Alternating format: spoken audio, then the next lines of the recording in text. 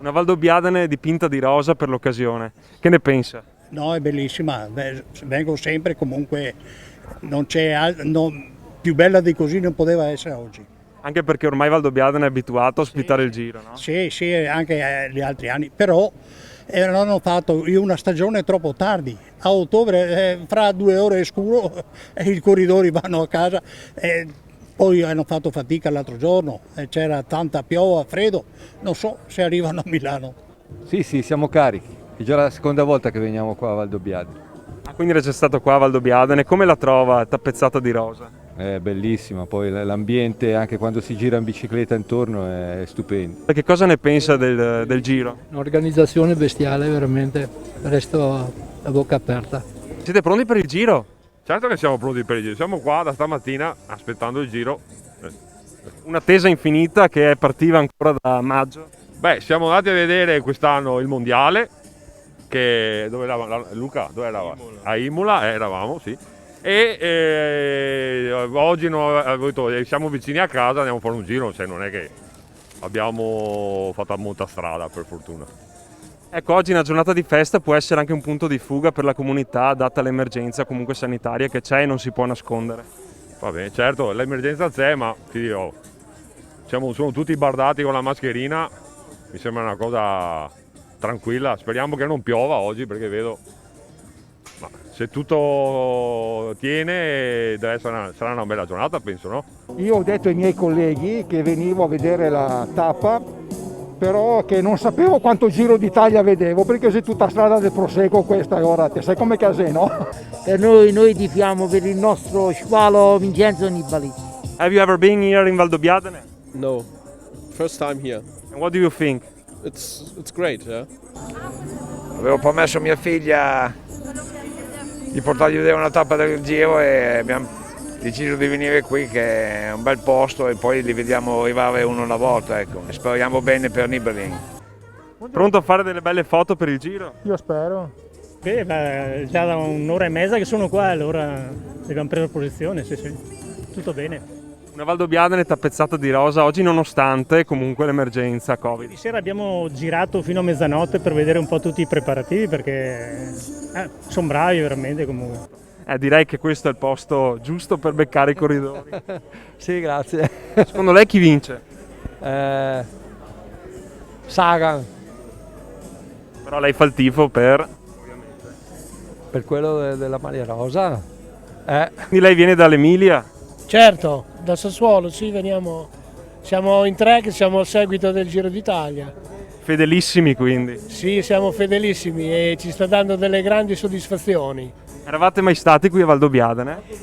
Ci eravamo venuti però a prendere Prosecco, giustamente, perché qua siamo nella terra, nel paese adatto per il Prosecco, sì. Primo anno che unesco, tra l'altro. Primo anno che unesco, ma proprio dei produttori molto legati al territorio, che valorizzano la cosa, molto bello. Per l'ennesima volta mi verrebbe da dire, perché ormai Valdobbiadene è abituata al rosa. Esatto, bella, ma lui ne sa di più. Come le sembra Valdobbiadene oggi? Bellissimo, io sono venuto il Giro d'Italia che è passato di qua, sono sempre venuto a vederlo. Raccontavo che ho visto la tappa quando Petacchi ha vinto anni fa. Pronte per il Giro, signora? No, voi neanche dormiste? No, col pensiero di venire a vedere il Giro d'Italia. Sindaco Fregonese, non è la prima volta che Valdobbiadene ospita la carovana rosa del Giro. Qual è la sensazione oggi? Oggi è particolare, per me è una fortuna perché è la seconda volta che ospitiamo un arrivo di tappa dopo il 2015.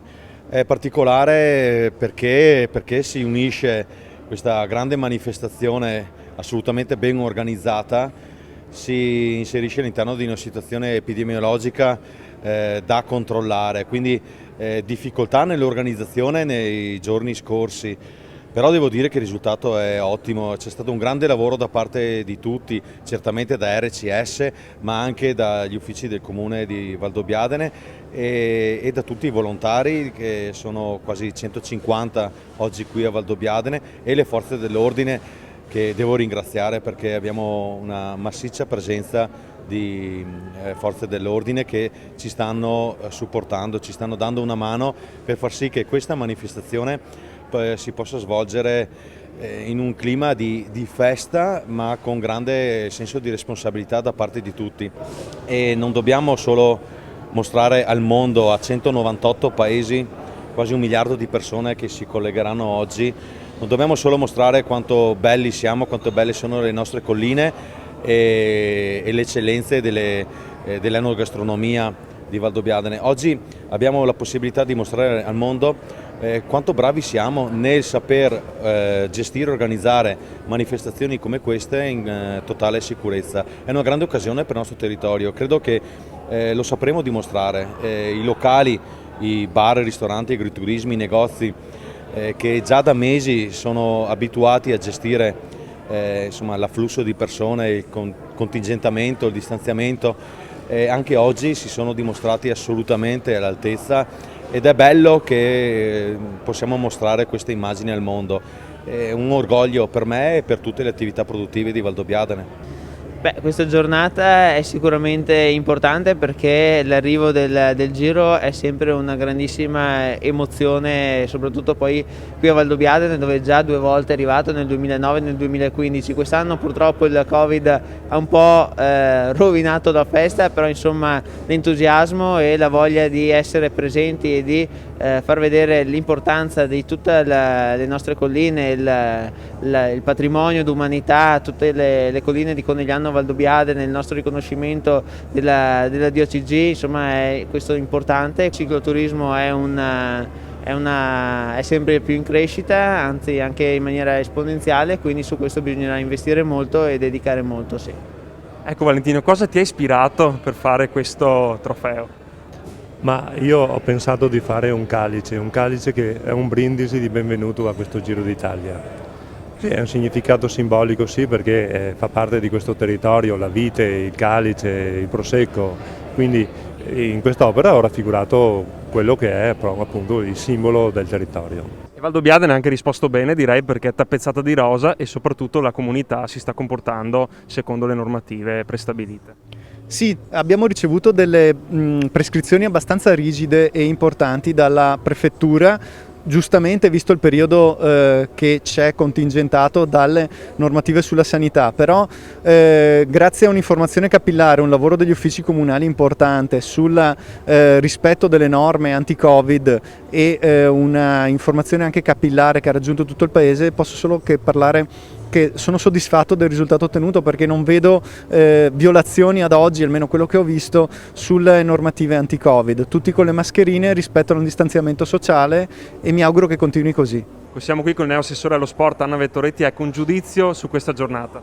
Allora, il giudizio è sicuramente positivo, mi sembra che comunque la giornata stia andando bene, sia partita bene, speriamo continui così. Speriamo il tempo tenga, le persone comunque vedo che le regole Covid le stanno rispettando, è sicuramente una vetrina molto positiva per Valdobbiadene perché comunque ci dà una visibilità a livello non solo italiano ma a livello internazionale, europeo